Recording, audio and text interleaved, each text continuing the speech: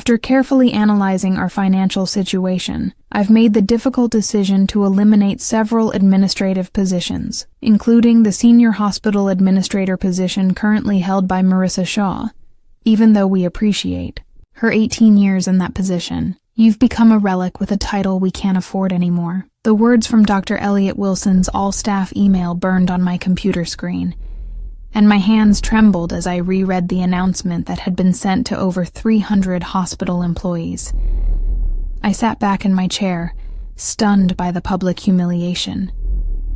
My name wasn't even spelled correctly, and I'd never been Gina to anyone. The personal attack was utterly unprofessional, but then again, so was Dr. Wilson. After years of service, Northwood Memorial needs new perspectives to navigate today's healthcare challenges. Gina is stuck in the past, resistant to innovation, and preventing us from implementing necessary changes. Years old, and until this morning, I was the senior hospital administrator at Northwood Memorial Hospital in Portland, Oregon. I had devoted my entire professional life to this organization, rising from an entry-level role and enduring budget cuts, staffing crises, and 3 significant leadership changes, but nothing had prepared me for this. I heard a gentle knock at my door, and it was Vanessa, my assistant. Her eyes were wide with concern. "And I apologize, Maria. As chief medical director, he has the power to restructure administration." I took a deep breath and said, "Awful. He can't just... He can." I knew something was coming when he called off our last 3 meetings. Dr. Wilson had come 6 months ago with big promises and a stellar resume, talking about innovations and efficiencies, but he showed little interest in learning how our hospital actually operated. His first action was to stop providing free parking for staff, and his second was to cut nursing staff. "What are you going to do for night shift coverage?" Vanessa's voice cracked as she asked. I glanced around my office, taking in the family.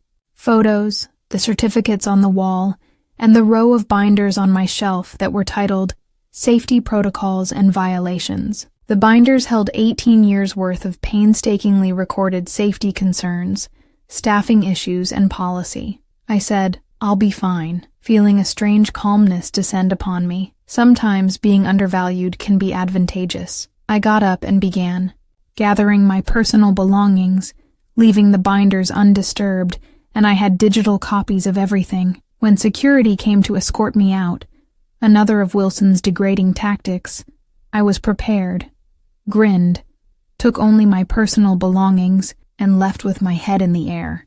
Kept high that evening, I made one phone call. It was to Dorothy Winters, a former board member who had retired the previous year. She had been my mentor when I first started working at Northwood Memorial and remained a close friend. When I informed her about the email, her voice rose in outrage. "Perhaps," I said, "Marissa," pouring myself a glass of wine as I sat in my darkened chair. "Living room, but that's not the path I want to take." I told Dorothy how Dr. Wilson had been methodically tearing down safety procedures for the past 6 months, lowering nurse-to-patient ratios on pediatric and oncology floors, extending surgical staff shifts past what was deemed safe, and stretching equipment maintenance schedules to save money. The problem is that he's been cunning about it, and every change is explained as temporary or supported by some industry trend. Since I started working at Northwood, I've been compiling these files. 3 hospital directors before Wilson tried to cut corners, and I've always had the proof to show why it wouldn't work. What I didn't tell Dorothy was how personal this felt. My mother had been a patient at Northwood 20 years ago, and there was a missed medication and an understaffed hospital. The board misinterprets the cost savings but ignores the risks. I assume you've documented all of this. I gave up everything for that hospital, said in private relationships, and started a family vacation because I thought I was making a difference. You were, Dorothy insisted, and you still can. The experience that led me to pursue hospital administration was that night shift, which caused complications that prolonged her hospital stay by weeks. I finally said, I want to protect the patients and the staff who are being pushed to their limits, but I need to be strategic about this. Smart Dorothy. I took another sip of wine and thought about my options. I could walk away with a severance package and find another position. I could file a wrongful termination lawsuit. I could retire early, as Wilson intended. Wilson has the board's ear right now, but that could change quickly if the right information surfaces. I looked at my laptop and thought about the files I'd been keeping for years, which contained concrete evidence of safety violations, staffing issues, and policy violations that couldn't be discounted as the complaints of a disgruntled former employee. "Give me a few days," I said. Evidence. 3 days after my humiliating dismissal, I was sitting at my dining room table with printouts of emails, policy documents, and incident reports. I had spent hours compiling the strongest evidence of safety violations under Dr. Wilson's supervision when Jessica Palmer, the night shift charge nurse in the emergency room, sent me a text message. "You wouldn't believe what happened last night. 2 nurses called out sick and weren't replaced." I added this to my expanding file because it wasn't just anecdotal evidence anymore. Since Wilson took over, incident reports had increased 37%, near misses, errors that could have been prevented before they hurt patients, were up 42%. Staff turnover had doubled, and a patient with chest pain had waited 4 hours to be seen. Wilson said that this was the new normal, and that we needed to adjust. As she unpacked containers of Thai food, Vanessa told me about the chaos at Northwood. "Wilson announced your replacement today. His former colleague from Chicago, Thomas Barton, who has no experience in healthcare administration, but is apparently a visionary in healthcare economics." I snorted when I opened it and saw Vanessa standing there with a takeout bag. "I assumed you weren't eating properly." Translation. He knows how to cut costs regardless of the impact. Vanessa nodded.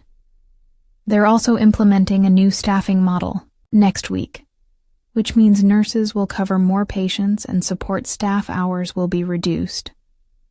"Has anyone voiced concerns?" I asked, but I knew the answer. Catherine in nursing tried Wilson, who advised her to look for opportunities elsewhere if she couldn't handle the workload. If Wilson was pushing Morris out, the situation was worse than I had anticipated. Morris had been Northwood's nursing director for 15 years.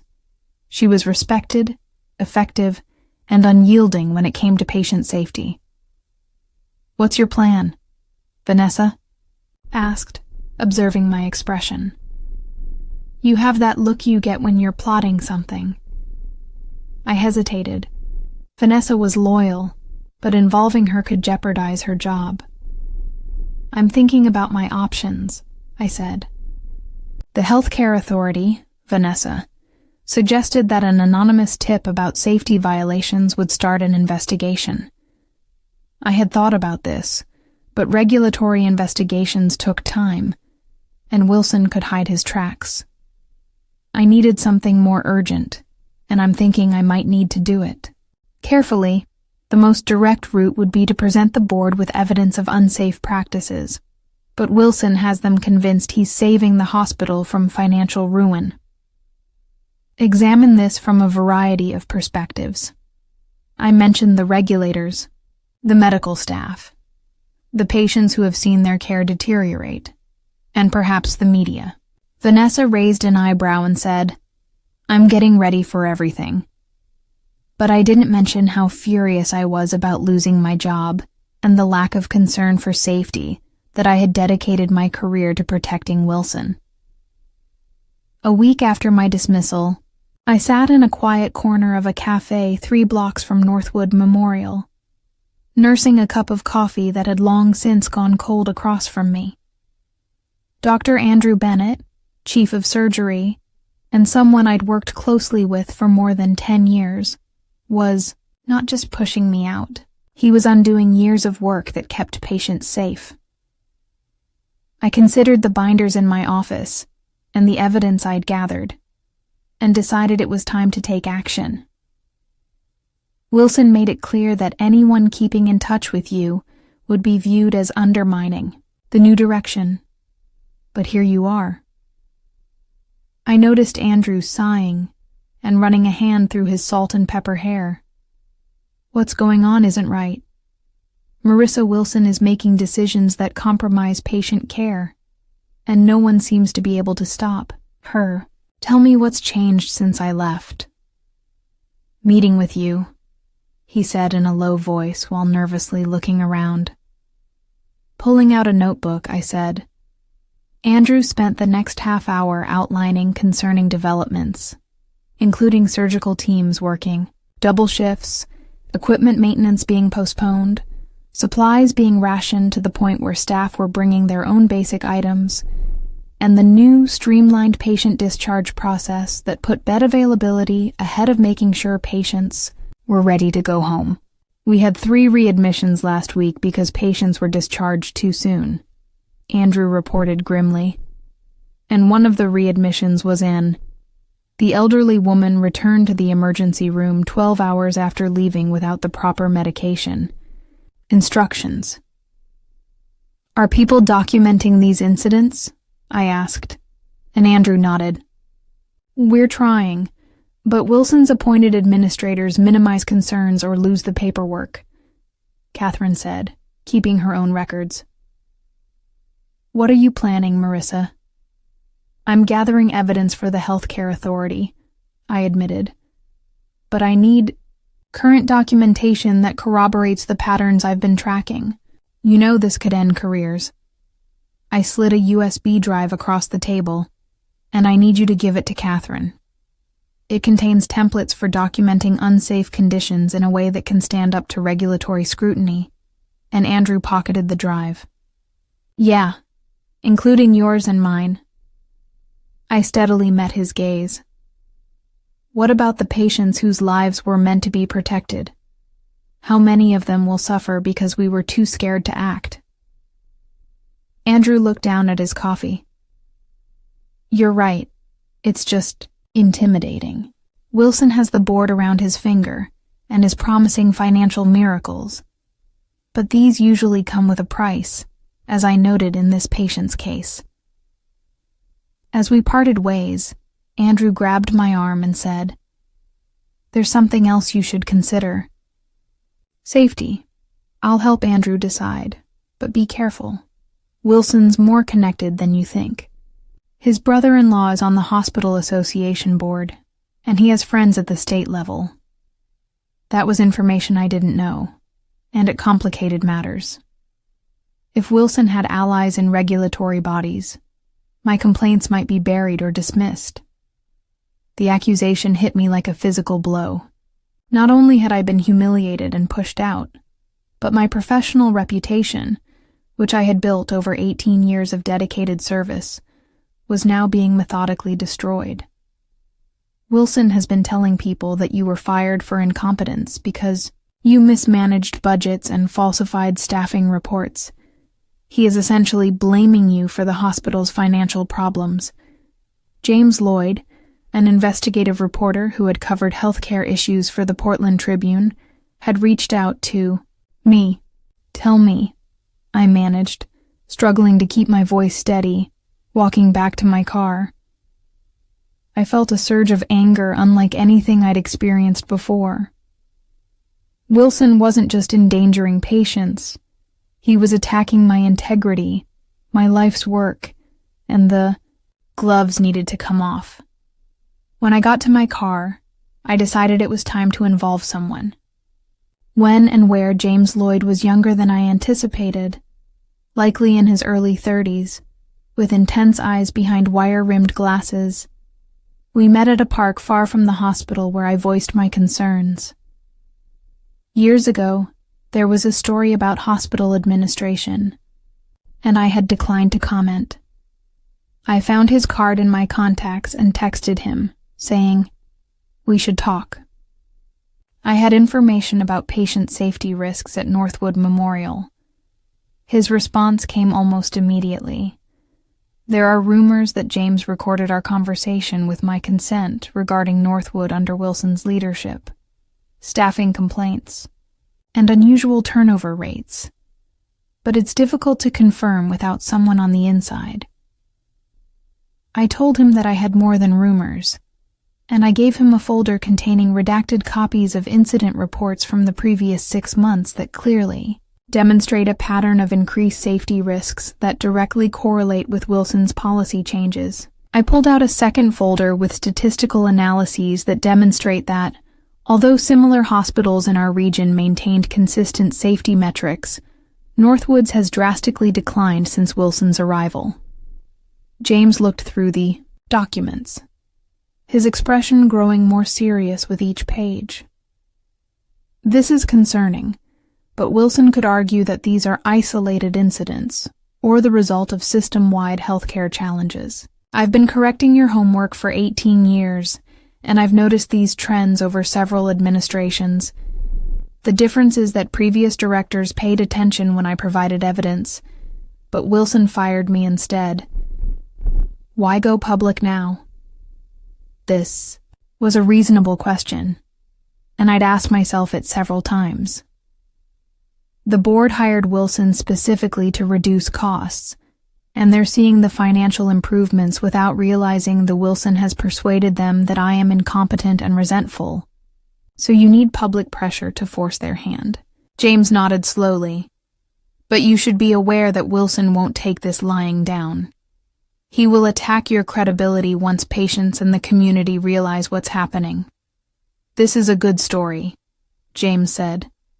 But the board will have to act regardless of Wilson's connections. Motives. He's already doing that. I pointed out at least this way the truth is told. As James packed up the documents, promising to independently verify my claims, I had an unexpected twist of doubt about whether I was acting appropriately, whether it was for patient safety, or whether it was out of wounded pride.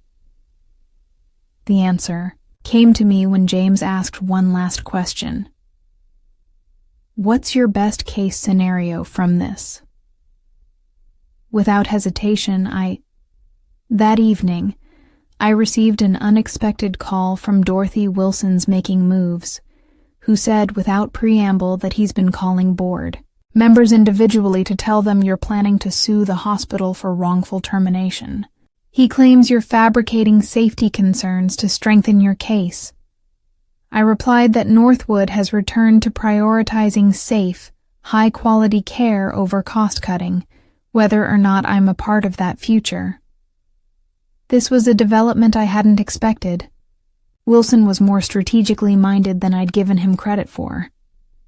There's more, Dorothy, and he's speeding up his cost-cutting plans, implementing them all at once rather than gradually. It's as if he knows a storm is coming and wants to secure as many changes as possible. That's not true. And I know that I don't have any plans to sue. But they don't.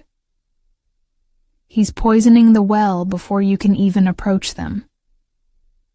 Alerted that I was going to meet with James R., that Andrew and Catherine had spoken.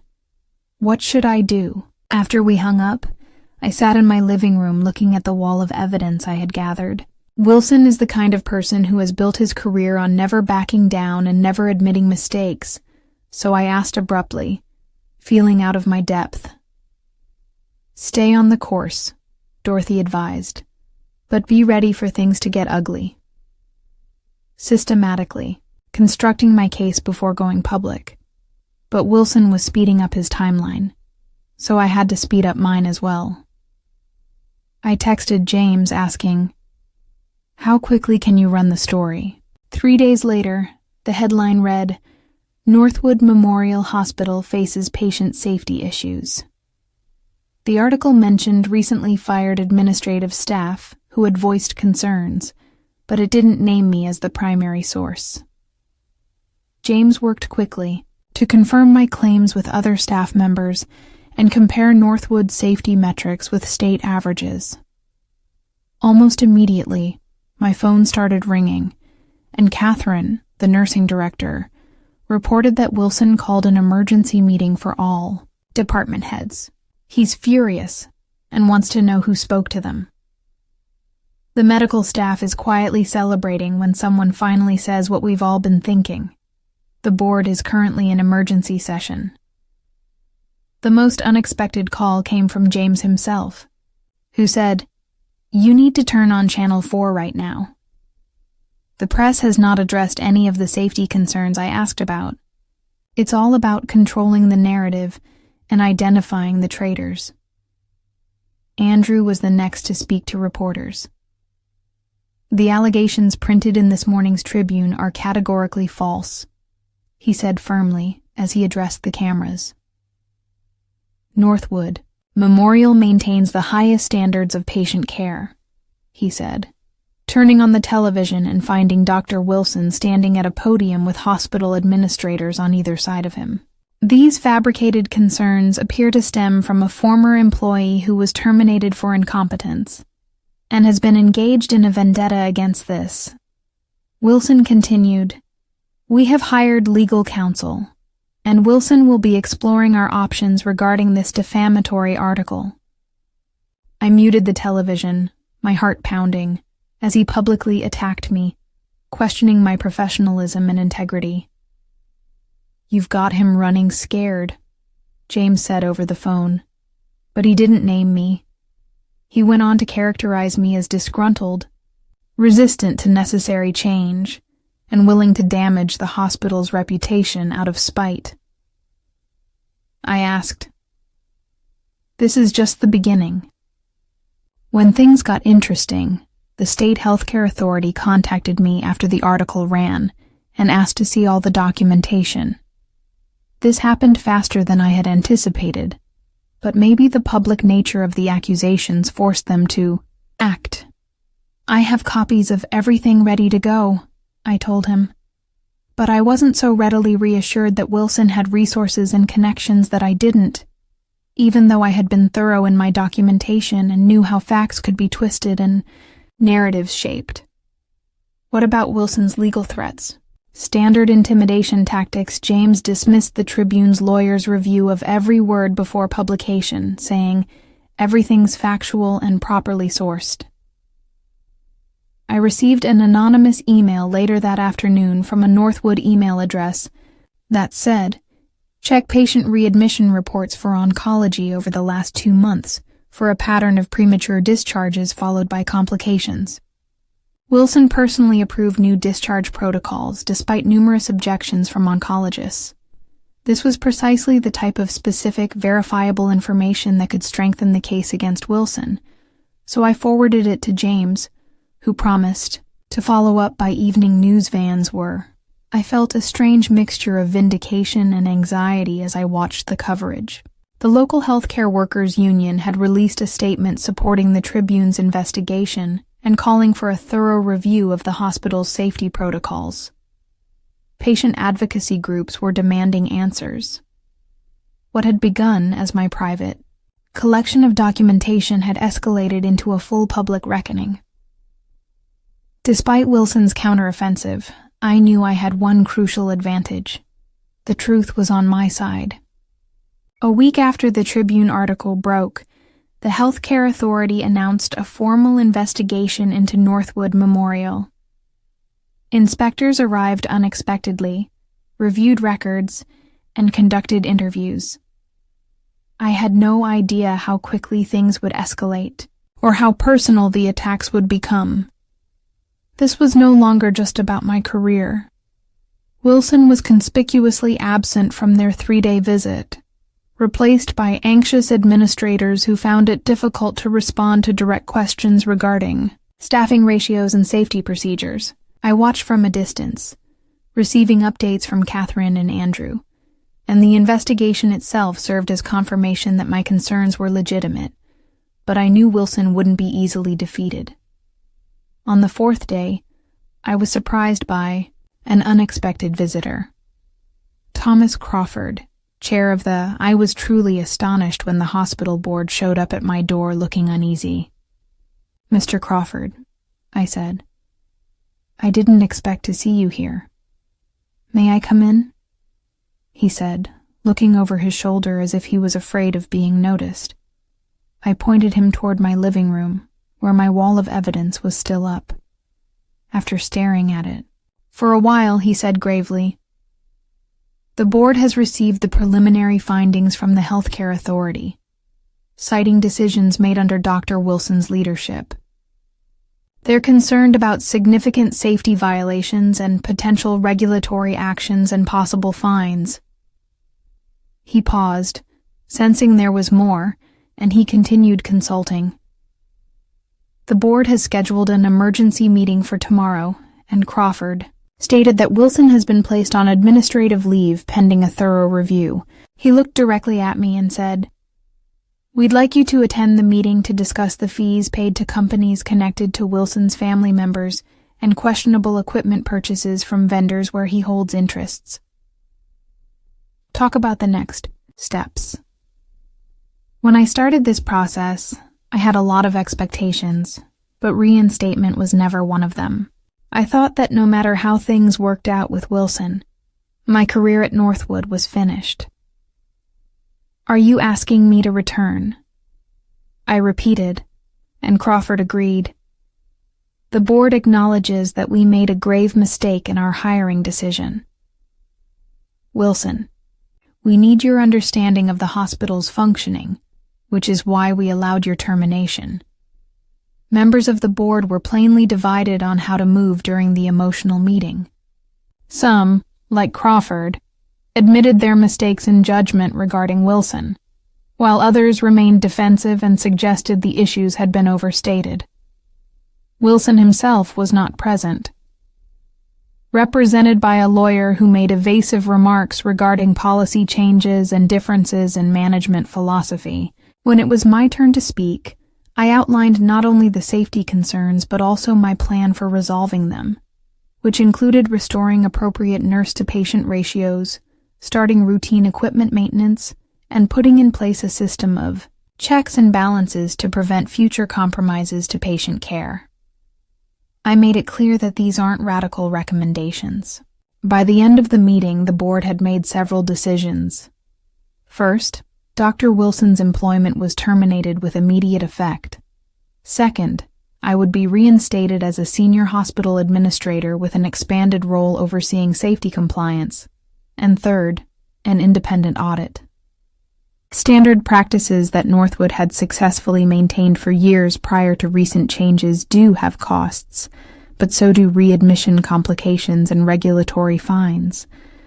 Would review all policy changes made in the last 6 months, and immediately reverse any that jeopardized patient care. As the meeting came to an end, James Lloyd's story appeared in the Tribune's online edition. The article covered not only the safety issues, but also the financial irregularities found during the investigation. As I left the boardroom, I experienced a complex mixture of, with a tentative smile on her face, Catherine greeted me in the hallway. "Welcome back," she said simply. "There's a lot of work to do," I replied. "Yes," she agreed, "but this time we'll do it right." I felt relief that my professional reputation had been validated and satisfaction that patient safety would be restored. But I was also aware of the damaged relationships and trust that would need to be rebuilt. In the ensuing weeks, I oversaw the execution of systemic changes at Northwood. We restored proper staffing levels, reinstituted crucial safety procedures, and set up clear channels for reporting safety issues. The Healthcare Authority's final report detailed 27 serious infractions that Wilson was responsible for, which resulted in hefty fines, but more significantly, a roadmap for improvement. Wilson faces professional disgrace, and Portland was left with possible legal problems relating to financial irregularities. I've heard that he accepted a job with a private healthcare firm in a different state, which is a worrying development, but one beyond my control, as I discovered that I was more dedicated than ever, too. I was reminded by Northwood's mission why I had first chosen to pursue a career in healthcare management. For fame or power, but to guarantee that patients received high-quality, safe care.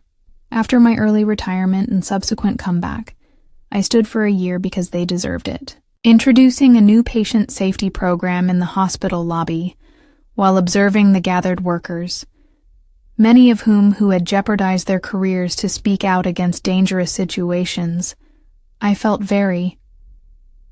thanks to my careful record-keeping, we had the ammunition.